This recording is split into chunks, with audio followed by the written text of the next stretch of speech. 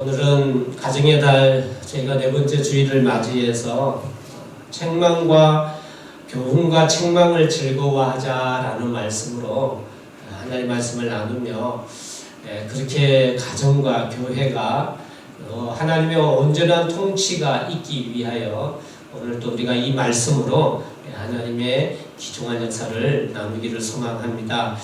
오늘 본문은 아비의 훈계, 아비의 책망을 업신여긴 아들들에 대한 언급이 기록이 되어 있습니다. 그 아비의 이름은 엘리 제사장이고요. 아들의 이름은 우리가 너무나 잘 알고 있듯이 흠니와 비느하스입니다. 여러분, 엘리 제사장의 아들 흠니와 비느하스가 어떤 잘못을 했을까요? 어떤 잘못을 했는데 엘리가 이걸 소문으로, 다른 사람을 통해서 소문으로 듣게 되었습니다.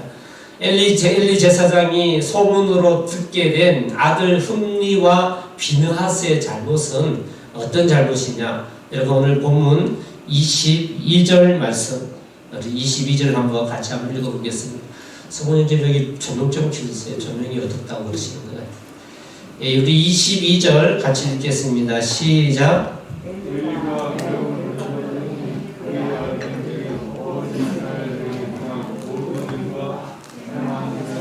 수종되는 여인들과 동침하였음을 듣고. 오늘 보면 22절에 이 흠니와 비느하스 엘리 제사장의 아들의 잘못한 것이 첫 번째가 어떤 잘못이냐? 22절에 회방문에서 수종되는 여인과 성적으로 타락한 부분이 나타납니다. 구약 성서에 의하면 회방문에서 수종되는 여인들이 언급된 부분은 이 본문이 유일합니다. 이 어원적으로 수종된다라는 표현은 원래 전쟁을 통하여 이제 노예로 데려온 여인들을 이제 회망문에서 여러 가지 자질구레한 일들을 하는 겁니다. 청소를 비롯해서 그런 일을 시키는 여인들을 두었는데 이 흠니와 비느하스가 이 여인들을 잘못하게 했다라는 것입니다. 여러분, 이 엘리의 두 아들들이 범한 이런 부도덕한 이 추태는 어디서부터 출발하느냐 하면요, 가나안 이방 종교의 풍속에서 나타납니다. 일명 성경에 의하면, 성경학자들에 의하면요, 가나안 지방의 이방 종교의 풍속에 의하면 성창이라는 제도가 있었습니다.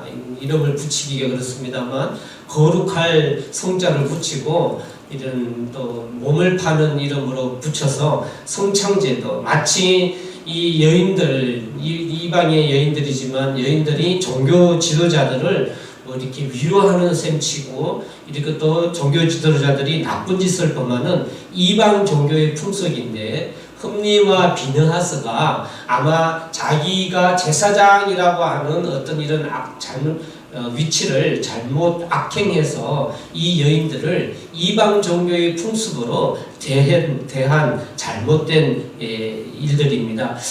이러한 행위를 이제 했는데 이 행위는 하나님의 말씀과 하나님의 방법에는 반드시 잘못되었죠. 하나님을 인정하지 않는 것이며 더더군다나 하나님의 임재를 상징하는 하나님의 성소를 모독하는 그런 죄입니다. 잘못도 엄청 큰 잘못이죠. 이거는 엄청난 잘못을 저질렀습니다.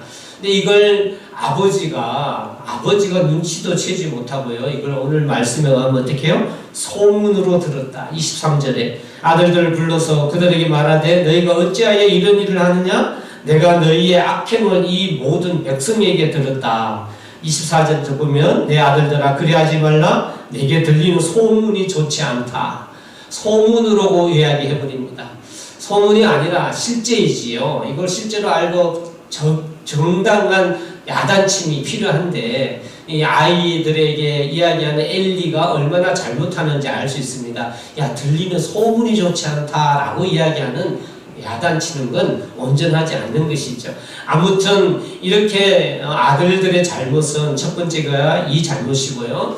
성경에 기록되어 있는 사무엘상 2장 12절에서 16절 말씀에 보면 이 흠니와 비느하스의 잘못, 여러분 잘 알고 계시죠? 유명한 잘못이 있습니다. 그건 무엇입니까? 하나님 앞에 제사를 드릴 때 그 방법, 율법으로 명하여 놓은 그 방법을 어긴 죄를 저지르게 됩니다. 감사제를 드리는 일이 사무엘상 2장에 나타나는데요.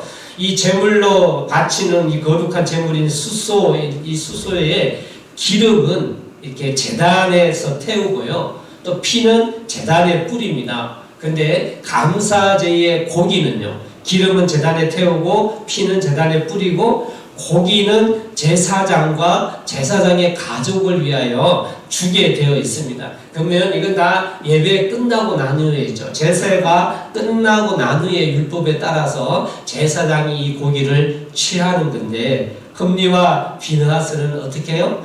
제사를 드리기도 전에 고기를 삶고 있을 때 갈고리를 가져가고 막 쥐어서 좋은 걸 마음대로 건져오는 이러한 잘못을 저질렀죠. 예배를 준비하고 제사를 준비하는 사람들이 성경의 말씀이 2장 12절에서 16절 마지막 절에 보면 삶기도 전에 가져가는 건 잘못 때우는 거니까 기름 태운 후에 나중에 마음대로 취하십시오 라고 이야기를 하지만 흠리와 비느하스는 그 말 무시하고 막무가내 이걸 탈취해가는 잘못을 저지릅니다. 흠리와 비느하스의 잘못은요, 정말 우리가 생각도 할 수 없는 엄청난 잘못입니다. 여러분, 이러한 잘못을 부모가 알게 됐다면 반드시 뭘 해야 할까요? 책망해야죠. 그래서 오늘 엘리가 이 두 아들을 불러서 야단을 쳐요. 야단을 치지만 정확하게 짚지는 않습니다. 소문으로 들었고, 또 사람에게 범죄하면 하나님이 심판하지만 만약 하나님께 범죄하면 누가 너희를 위하여 강구하겠느냐, 이렇게 좀 정확하지 않지만 야단을 칩니다. 그런데 책망을 하죠. 그런데 오늘 성경 말씀에 의하면 25절에 의하면 이 흠리와 비느하스는요, 그들이 아비의 말을 듣지 아니하였다, 이렇게 되어 있습니다. 야단을 친 것 정확하지도 않았지만 어떻든 아비가 지적을 했는데 이 교훈과 책망을 받아들이지 않았다라고 성경은 이야기를 합니다. 여러분, 이 흠리와 비느하스의 성경에 나타나 있는 결과입니다. 이들의 결과, 이들의 인생은 어떻게 됩니까? 엘리도 그렇고요, 흠리와 비느하스도 그렇고요, 이 세 명이 한날에 같이 죽게 됩니다. 주님이 하나님 31절에 이렇게 말씀합니다. 보라, 내가 너 팔과 너 조상의 지팔을 끊어 내 집에 노인이 하나도 없게 하는 날이 이를지라. 그래서 정말 엘리와 이 두 아들이 같은 날 블레셋과의 전쟁에서 같은 날 죽게 됩니다. 너무나 잘 알고 있죠. 흠리와 비느하스는 전쟁을 치다가 죽었고, 엘리는요, 이 소식을 듣고 뒤로 넘어져서 죽게 됩니다. 이런 비극적인 일이 일어났습니다. 여러분, 그렇다면 오늘날 저희가 하나님이 이렇게 주시는, 교훈으로 주시는 하나님 말씀이 성경인데요, 하나님 오늘날 저와 여러분에게 주시는 이유가 뭘까? 하나님이 원하시는 것이 뭘까? 저희는 마땅히 생각해 봐야 될 줄 믿습니다. 저는 그것은 바로 교훈과 책망의 거절은 하나님 보시기에 강팍합니다. 교훈과 책망은 하나님이 원하시는 것이다. 교훈과 책망은 하나님이 지금도 사용하시는 성경 말씀 통하여 하시는 것이고, 이걸 거절하는 것은 강팍합니다 라고 우리에게 권고하시는 말씀임을 저는 확실히 믿습니다.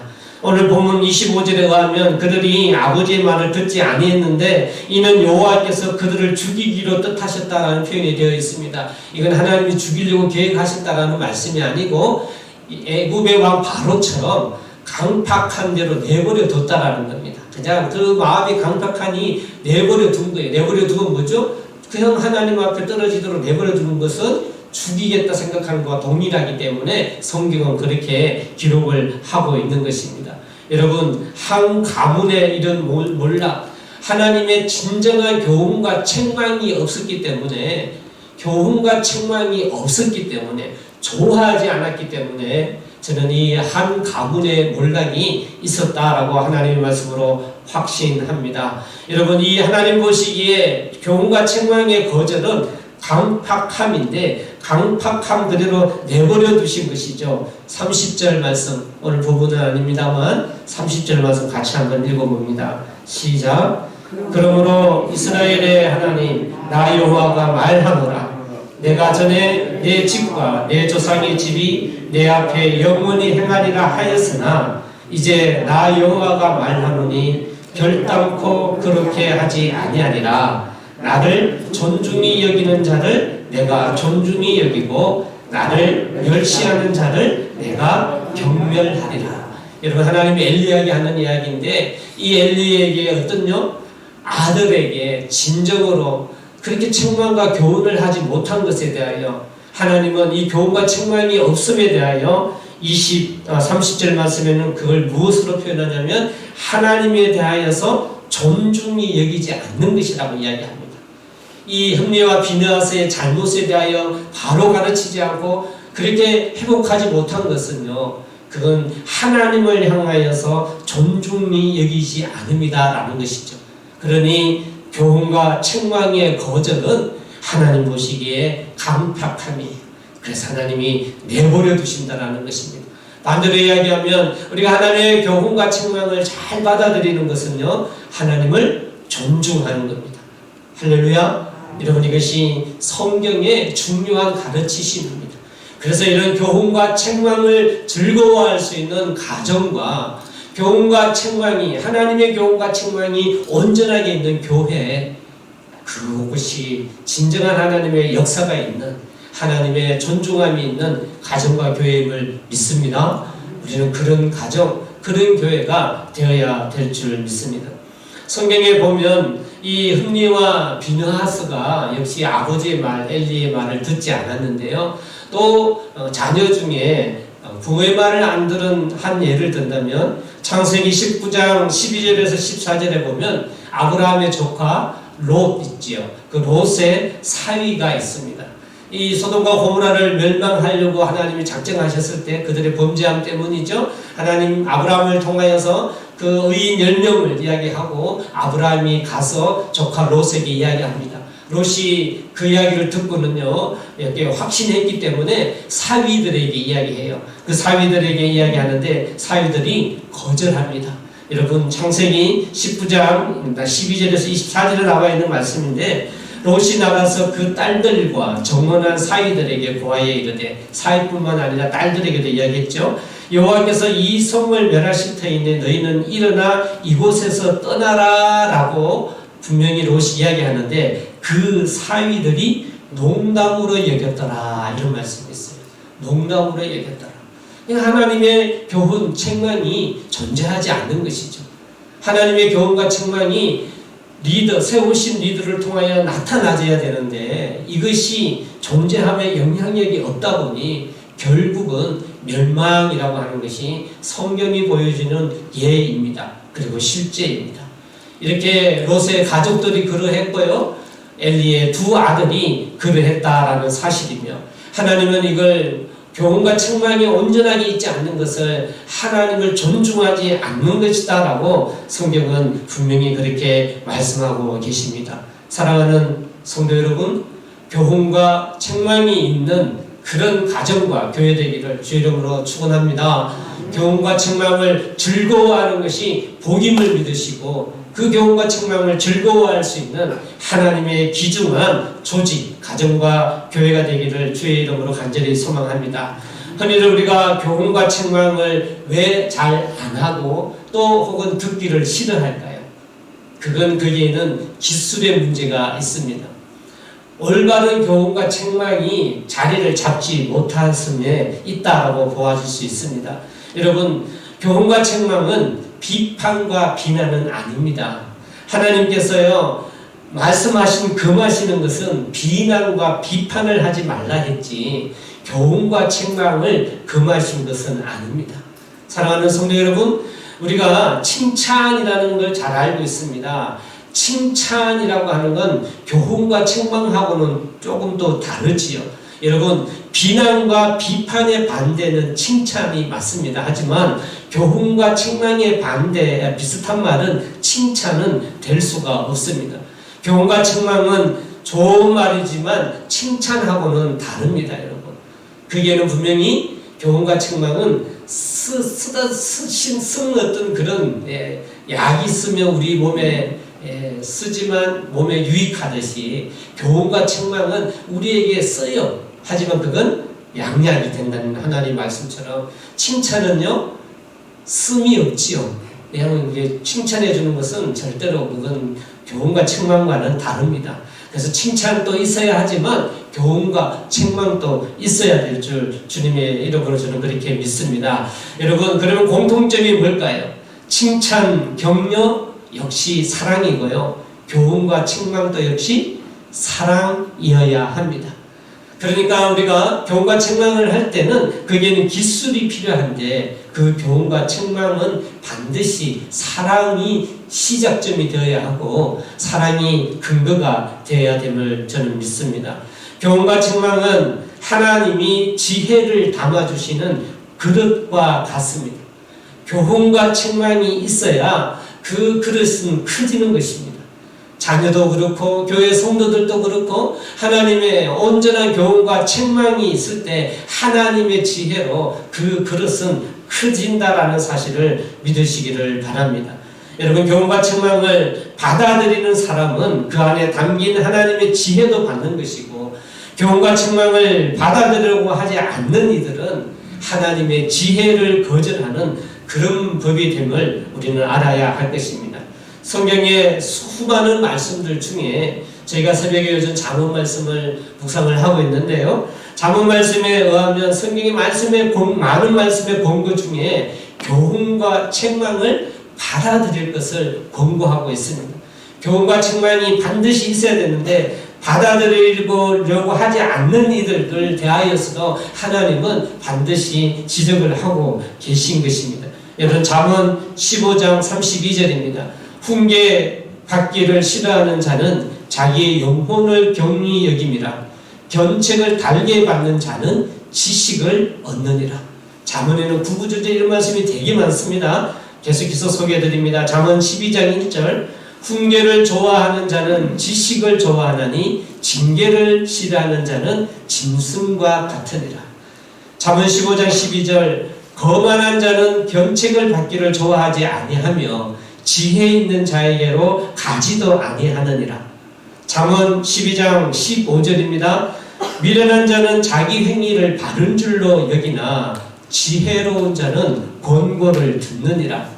잠언 15장 5절입니다. 아비의 훈계를 업신여기는 자는 미련한 자요 경계를 받는 자는 슬기를 얻는 자니라. 성경은 이렇게 말씀하고 계십니다. 그래서 우리로 하여금 하나님의 귀중한 훈계, 책망 이걸 받아들이는 하나님의 권고의 말씀인데요. 지금 제가 봉독해드리는 이 잠언 4군데의 5군데의 이 말씀에 공통점이 있습니다. 그것이 무엇이죠? 경고, 책망, 권고와 교훈과 책망을 받아들이는 자에게 공통적으로 표현한 것이 지식 있는 자다, 지혜로운 자다, 지혜를 가까이 하는 자다. 성경은 그렇게 말씀하고 계시는 것입니다. 그러니 여러분, 교훈과 책망은요, 우리로 하여금 하나님의 지혜로, 하나님의 지식으로 말미암아 우리의 그릇을 더 크게 만드는 축복임을 믿으시기를 바랍니다. 그래서 저희가 교훈과 책망을 즐거워해야 해요. 하나님의 교훈과 책망을 받아들여야만 우리가 성장할 수 있습니다. 내 그릇을 더 키울 수가 있는 거예요. 하나님의 교훈과 책망에 대하여 내가 업신여기면 하나님의 지혜로 내가 더 발전될 수가 없다라는 사실입니다. 우리가 살아가는 인생은요, 저는 늘 하나님 앞에 그렇게 기대하며 생각하는 게 뭐냐면 한 해 한 해 지날 때마다 내가 하나님 안에서 얼마만큼 성장했느냐, 내가 하나님께로 더 다가갔느냐, 더 많이 하나님을 닮아갔느냐를 저는 한 해 지날 때마다 살펴봅니다. 여러분, 그럴 수 있는 하나님 앞에 더욱더 성장해 나갈 수 있는 중요한 방법이 어떤 것이 있을까? 하나님의 교훈과 책망으로 나를 바꾸지 않으면 우리는 변화되지 않아요. 성장될 수가 없습니다. 그래서 이러한 교훈과 책망은 하나님의 지혜가 담겨져 있고 이 교훈과 책망은 가정을 살리며 교회를 살리며 가정을 크게 하며 교회를 크게 하는 하나님의 복임을 저는 믿습니다. 사랑하는 성도 여러분, 성경에서 오늘 하나님의 어떤 교훈과 책망, 이걸 가만히 보면 수많은 말씀에 하나님과 교훈과 책망이 담겨져 있는데, 하나님은 이 교훈과 책망을 할 때 세우신 리더들, 세우신 사람에게 그 교훈과 책망을 위임하셨음을 알 수가 있습니다. 선지자를 통하여, 제사장을 통하여, 때로는 왕을 통하여, 때로는 부모를 통하여서, 그리고 목회자를 통하여서, 그리고 교사, 선생님들을 통하여서 하나님의 질서를 위해 세워놓으신 머리된 사람들에게 교훈과 책망을 위임하셨음을 믿으시기를 바랍니다.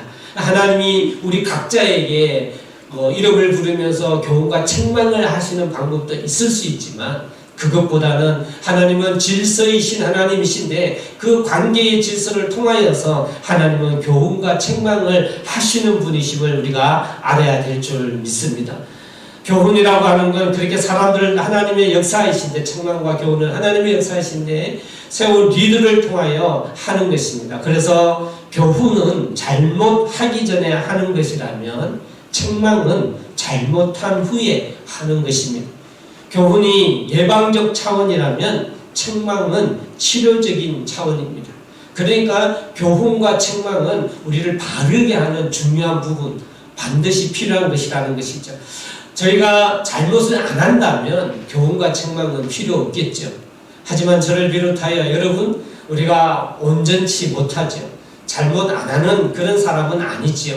하나님의 교훈과 책망이 저와 여러분에게 필요한데, 교훈은 바로 그렇게 잘못을 바로잡거나 잘못하지 않게 하는 하나님의 중요한 인도하시는 길이라는 것입니다. 바른 길을 가라고 교훈했는데 혹은 듣지 않았거나 혹은 그래서 그랬던 길로 가게 되면 내버려 두는 것이 아니라 잘못을 바로잡기 위해서 책망하는데 교훈과 책망이 살아있는 그러한 중요한 우리의 가정, 우리 교회, 우리는 오늘 이 말씀을 통하여 그래, 하나님의 교훈과 하나님의 책망, 이것이 있는 것이 복된 길이며 하나님의 합당한 인도하심이 있는 것이라는 것을 믿을 수 있는 이러한 말씀 되기를 소망합니다. 그리고 여러분이 교훈과 책망을 즐거워하며 그 교훈과 책망을 받아들이는 마음을 가지는 하나님의 말씀 되기를 간절히 소망합니다. 사랑하는 성도 여러분, 교훈과 책망이 이렇게 중요한데 이제 중요한 기술이 필요한데, 여러분 이것을 하기 위하여 반드시 사랑이라고 하는 것이 필요하다라고 이야기했습니다. 그러면 그 사랑의 개념, 하나님의 사랑의 개념이 전제가 되어야 되는데, 교훈과 책망을 잘 하기 위하여 우리가 교훈과 책망을 하는 위치에 있다면 그 교훈과 책망을 잘 하기 위하여 우리가 어떻게 해야 할까요? 그 기술을 소개할까 합니다. 여러분, 내가 교훈과 책망을 할 때요, 이런 마음을 가져서는 안 됩니다. 아, 이게 잘못했는데 내가 이게 바로잡을 거야. 바로잡을 거야. 여러분, 바로잡겠다는 마음으로 교훈과 책망을 하면 안 됩니다. 여러분, 바로잡겠다는 마음이 아니라 어떤 마음으로요? 제시해 주는 거예요. 알려주는 거예요. 그냥 그 길을 하나님의 말씀으로 제시하고 그냥 인도해 주는 거예요. 고치는 이는 하나님이 하시죠. 하나님이 역사하셔서 그 사람이 바꿔야 고쳐지는 것이지, 내가 바꾸겠다라고 생각하면 우리는 하나님의 교훈과 책망을 잘못하는 겁니다. 그래서 교훈과 책망을 하나님의 기존한 방법으로 우리가 잘 해야 되는데, 교훈과 책망을 할 경우에 교훈과 책망을 해야 하는 사람이라면, 여러분이라면 여러분 잘못을 바로 잡으려고 하는 생각은 가지면 안 됩니다. 그건 사랑이 아니에요. 그건 사랑이 아닙니다. 하나님의 사랑은 아가페라 그랬죠. 그걸 바로 잡겠다가 하면 이 조건이 붙어버려요. 나는 맞고 너는 틀렸다 라는 게 붙어버리기 때문에 그건 하나님의 사랑이 아닙니다. 그럼 진정한 하나님의 사랑은 무엇이죠? 그 길을 알려주는 거예요. 제시를 하는 것만 따지만 해야 됩니다. 바로 잡으려고 한다면요, 그때부터 일이 꼬이게 됩니다. 어려워지게 됩니다. 왜요? 내가 원하는 대로 안 될 거니까요. 안 되게 되면 화가 나게 되고 또 교훈과 책망을 안 듣는다고 생각하기 때문에, 사랑하는 성도 여러분, 우리는 모든 공동체, 모든 사람은 예외 없이 다 허물이 있어요.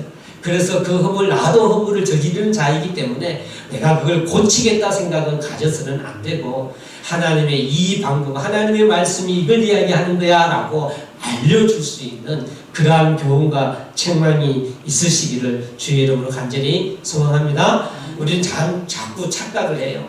목사가 리더인데 목사들도 많은 착각을 합니다. 무엇이냐면 이 교훈과 책망을 사명으로 생각해요. 사명으로. 여러분, 바로잡으려고 하는 걸 사명으로 생각해요. 교훈과 책망 바로잡는 거라고 생각하지 마라 그랬죠.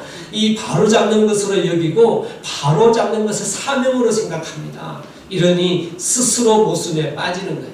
여러분, 절대 교훈과 책망은 사명으로 하는 것 아닙니다. 하나님의 말씀을 내가 해야 될 일이야가 아니라 하나님의 것을 전달해야 되겠다라는 마음, 그 마음이 교훈과 책망을 하는 이에게 중요한 동기가 되어야 될 줄 믿습니다. 그것이 사랑이고 그건 곧 하나님의 말씀입니다. 그래서 교훈 책망을 이야기할 때는 내 경험을 이야기하는 것이 아니요, 하나님의 사랑을 이야기해야 되고 하나님의 말씀을 이야기해야 될 줄 믿습니다.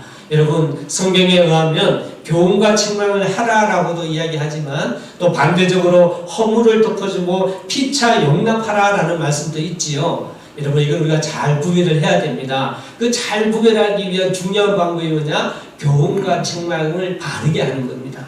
여러분, 허물을 덮어주고 피차 용납하라라는 말, 맞는 말씀이죠. 그러면 우리가 고치려고 하지 않으면 허물을 덮어주고 피차 용납하려고 하면 고치려는 마음을 가지지 말아야 되잖아요. 여러분, 그렇죠? 그럴 때는 같은 말이에요. 하지만 교훈과 책망을 하지 말라라는 말은 아닙니다. 허물을 덮어주고 피차 용납하라라는 말은 교훈과 책망을 하지 말라는 말은 아닙니다. 그런 말은 아니에요. 고치려고 하지 말라는 말이 허물을 덮어주고 피차 용납하라라는 말이에요. 받아들이면서 하나님의 말씀을 제시하는 것, 이것이 교훈과 책망임을 믿으시기를 바랍니다. 이런 균형이 우리가 알고 이런 균형 있는 교훈과 책망이 필요합니다. 이것이 하나님의 말씀이죠. 그래서 우리가 이걸 분명한 이해를 갖고 하나님의 말씀을 행할 수 있는 것이 굉장히 중요합니다. 하나님의 말씀하고 계시는 교훈과 책망, 그것은요, 내가 고치겠다는 것이 아닙니다. 내가 고치겠다는 것이 아니라 하나님의 방법을 제시해 주는 것으로 끝내야 합니다. 그리고 이건 곧 그 사람에 대하여 정죄가 아니라 외면이 아니라 그 사람을 용납함이 포함되는 것, 이것이 교훈과 책망임을 믿으시고 우리가 이런 하나님의 지혜로 올바른 건강한 교훈과 책망이 있는 그런 가정, 교회 되기를 주의 이름으로 간절히 소망합니다. 우리가 한 예를 들어본다면 자녀들에 대한 교훈과 책망이 그런 것입니다. 내가 자녀를 교훈과 책망을 하게 될 때 저도 잘못을 범해요. 저도 이 책망을 잘 못해요. 그럴 때가 굉장히 많아요. 그러면 100% 내가 잘못된 교훈과 책망은 뭐냐면 바로 내가 애의 잘못을 지적을 해서 고치려고 할 때 이때 잘못되게 되어 있습니다. 그러면 이 잘못되는 방법이 이건 잘못된 교훈과 책망이구나 라고 하는 또 중요한 조건이 있어요. 이게 잘못됐다라는 걸 알려주는 이런 그 결과가 있습니다. 그게 뭐냐면요, 성경에 보면 부모가 자녀를 사랑하잖아요. 부모가 자녀를 야단도 치지요. 교훈도 하지요. 그렇지만 부모가 해야 할 중요한 자녀에게 해야 할 중요한 원리를 성경은 에베소서 6장에 말씀하고 계십니다. 그게 뭐냐면 자녀를 노엽게 하지 말라 이거예요. 노엽게 하지 말라.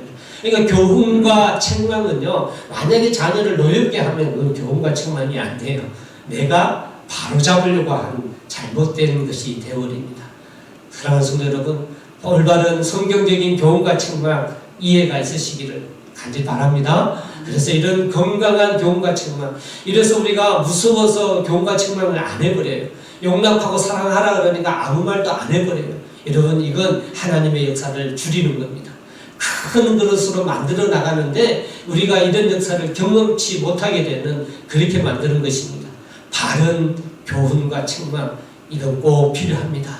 바른 교훈과 책망이 성경적인 이런 중요한 것이 가정과 교회에 있어야 될 줄 주의 이름으로 간절히 믿습니다. 여러분, 그런 삶 살기를 주님의 이름으로 축복합니다. 그렇다면 교훈과 책망을 받는 사람은 어떻게 해야 할까요? 적어도 오늘 본문 말씀처럼 흠리와 비느하스처럼 되지는 않아야 되겠죠. 아버지의 말을 듣지 않는 사람은 안 돼야 되겠죠. 그러면 여러분, 교훈과 책망을 받는 자의 입장에서는 어떻게 해야 할까요? 그게 바른 교훈이야? 바른 책망이야? 라고 따지면 될까요? 안 될까요? 안 돼요. 받아들이는 자의 입장에서는요, 무조건하고 이건 하나님이 주시는 지식을 받는 것처럼, 축복의 삶을 누리는 것처럼 그렇게 믿고 교훈과 책망은 받아들여야 될 줄 믿습니다.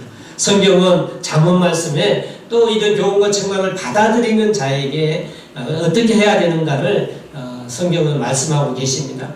교훈과 책망을 받아들이면 첫 번째 잠언 19장 20절에 보면요, 성경에 우리가 앞에도 이야기했지만 지혜롭게 된다 성경은 이야기합니다. 너는 권고를 들으며 훈계를 받으라. 그리하면 너가 필경은 지혜롭게 되리라. 할렐루야. 여러분, 그러니 교훈과 책망을 받아야 될까요? 말아야 될까요? 받아야 돼요. 성경의 이야기하니 이것이 축복의 삶을 누리는 것이기 때문에, 이것이 하나님의 지혜를 받는 것이기 때문에 교훈과 책망은 감사함으로 받아들여야 됩니다. 잠언 15장 5절 말씀에도 설기를 얻게 된다라고 이야기합니다. 아베의 훈계를 업신여기는 자는 미련한 자여, 경계를 받는 자는 설기를 얻을지니라. 역시 지혜를 얻는다고 이야기합니다. 교훈과 책망을 잘 받아들이면 또 어떻게 되느냐? 평안하게 된다라고 성경은 말씀합니다. 잠언 1장 33절 오직 나를 듣는 자는 안전히 살며 재앙의 두려움이 없이 평안하리라. 할렐루야. 하나님의 교훈과 책망을 받아들이면 평안하게 된다라고 이야기하며, 잠언 14장 14절의 말씀은요, 지혜 있는 자의 교훈은 생명의 샘이라 사람으로 사망의 그물을 벗어나게 하느니라. 훈계 또 이 하나님의 교훈과 책망을 잘 받아들이면, 그대로 받아들이면 생명의 샘, 사망의 그물에서 벗어난다라고 이야기하고요. 그리고 성경은 또 교훈과 책망을 받아들이는 그 축복의 삶을 잠언 4장 20절 22절은 이렇게 말씀합니다. 내 아들아, 내 말에 주의하며 나의 이르는 것에 내 귀를 기울이라. 그것은 얻는 자에게 생명이 되며 그 온 육체에 건강이 됨이라. 할렐루야. 하나님의 교훈과 책망을 받아들이면 건강하고 장수한다고 성경은 약속하고 계시며, 또 이 건강과 장수의 표현으로 잠언 4장 13절에도 훈계를 굳게 잡아 놓치지 말고 지키라. 이것이 너 생명이라 라고 말씀합니다.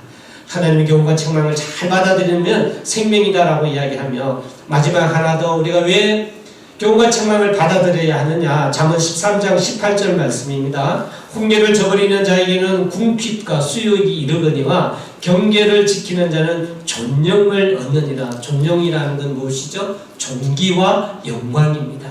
하나님의 책망과 훈계, 온전한 책망과 훈계를 내가 잘 받아들이면, 하나님은 항상 세우신 질서에 의하여 리더를 통하여 하신다 하셨는데, 이 하나님의 책망과 훈계를 잘 받아들이는 사람은 존귀와 영광을 얻는다라고 분명하게 말씀하고 계십니다.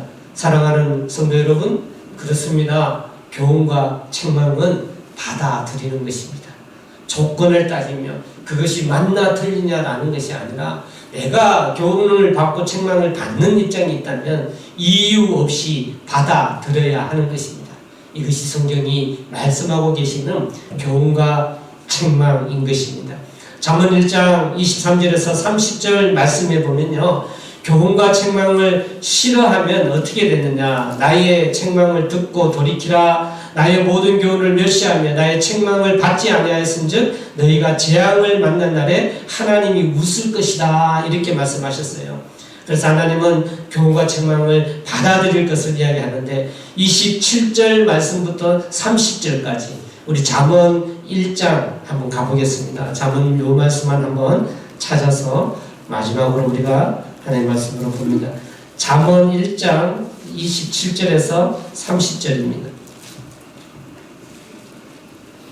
잠언 첫 번째 1장 27절 말씀부터 30절, 우리 찾으셨으면 한 목소리로 한번 봉독해 봅니다. 시작. 너희의 두려움이 강풍같이 임하겠고 너희의 재앙이 폭풍같이 이르겠고 너희에게 근심과 슬픔이 임하리니 그때에도 너희가 나를 부르라. 그래도 내가 대답하지 아니하겠고 부지런히 나를 찾으리라.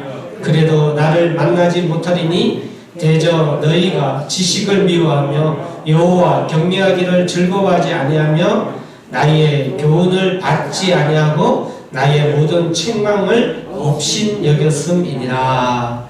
하나님이 이렇게 우리가 하나님의 교훈과 책망을 업신 여기면 하나님이 불러도 대답하지 않고 하나님을 찾아도 하나님이 만나지 못하겠다. 성경은 이렇게 말씀하고 계십니다. 이렇게 교훈과 책망은 우리가 하나님과 형통하며 하나님의 사람으로 살아가는데 굉장히 중요한 하나님의 말씀이다라는 사실입니다. 사랑하는 성도 여러분, 바른 교훈과 책망, 이 바른 교훈과 책망은 오늘 말씀으로 나누었듯이 정말 우리에게 꼭 필요한 하나님의 인도의 말씀입니다. 이런 교훈과 책망이 가정과 교회에 있어야 될 줄 믿습니다. 그래서 저희의 가정과 저희의 교회가 교훈과 책망함이 있어서 그렇게 성숙하고 성장하는 하나님의 축복의 도구가 되기를 주의 이름으로 소망합니다. 교훈과 책망, 건강한 교훈과 책망이 있어서 진정 하나님 보시기에 성장하는 큰 그릇 되는 그런 하나님의 역사가 있기를 소망합니다. 그래서 하는 이가 온전하게 하고 받아들이는 이가 온전히 잘 받아들여서 이 성경이 말씀하고 계시는 놀라운 이 복이 그렇게 충만히 넘치는 여러분 한 분 한 분의 가정, 그리고 우리 동북 주일교회가 되시기를 주의 이름으로 간절히 소망합니다.